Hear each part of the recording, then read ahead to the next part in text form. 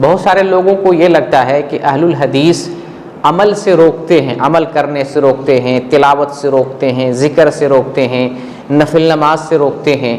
اہل الحدیث کوانٹیٹی پہ نہیں جاتے، اہل الحدیث کس پہ جاتے ہیں؟ کوالٹی پہ جاتے ہیں۔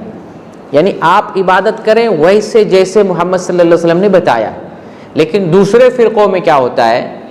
کوالٹی پہ نہیں جاتے ہیں، وہ کوانٹیٹی پہ جاتے ہیں کہ دھڑا دھڑ جتنی نماز پڑھو، جتنا ذکر کرو، جتنا تلاوت کرو، جتنا عمرے پہ عمرہ کرو، سنت ہے یا نہیں ہے، آپ صحیح سے عبادت کر رہے ہیں نہیں کر رہے ہیں، کوئی فرق نہیں پڑتا ہے۔ اس لیے آپ دیکھیں بدعتی لوگ عمرے پہ عمرہ، ابھی عمرہ کر کے آیا، پھر مسجد عائشہ ابھی عمرہ کر کے آیا، پھر جعرانہ ابھی عمرہ کر کے آیا، پھر طائف، دوڑ جو ہے عمرہ کر رہے ہیں۔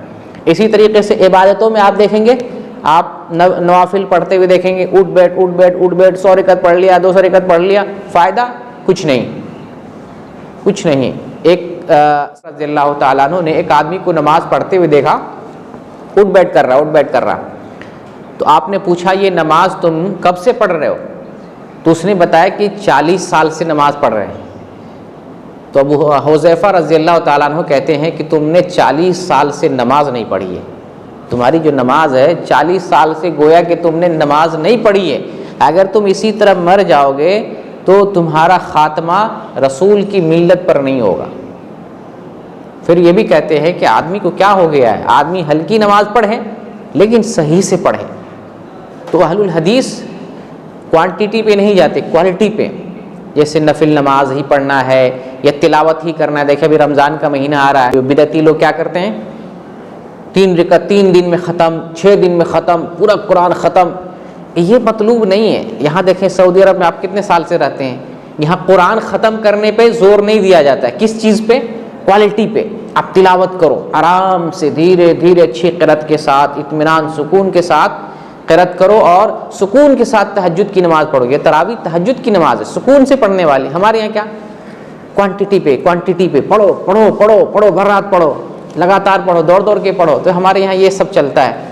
اسی طریقے سے نفل میں ہم لوگ کہتے ہیں کہ جمعہ میں اتنے ہے، عشاء کی نماز جو ہے 4 رکعت فرض ہے، 2 رکعت سنت ہے، بس اتنا ہی عشاء کی نماز ہے۔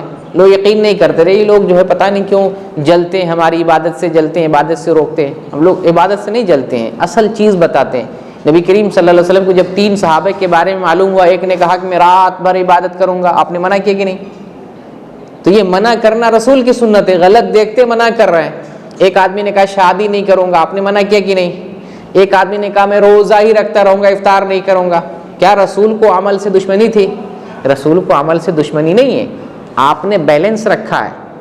آپ جو ہے تعداد بھی دیکھیں اور کوالٹی بھی دیکھیں، ہر ایک اعتبار سے موازنہ کرتے ہوئے عبادت انجام دینا ہے۔ تو رسول اللہ صلی اللہ علیہ وسلم نے جو تعلیم دی ہے اس حساب سے اہل الحدیث لوگوں کو بتاتے ہیں کہ ایسے عبادت کرو، اس طریقے سے عبادت کرو۔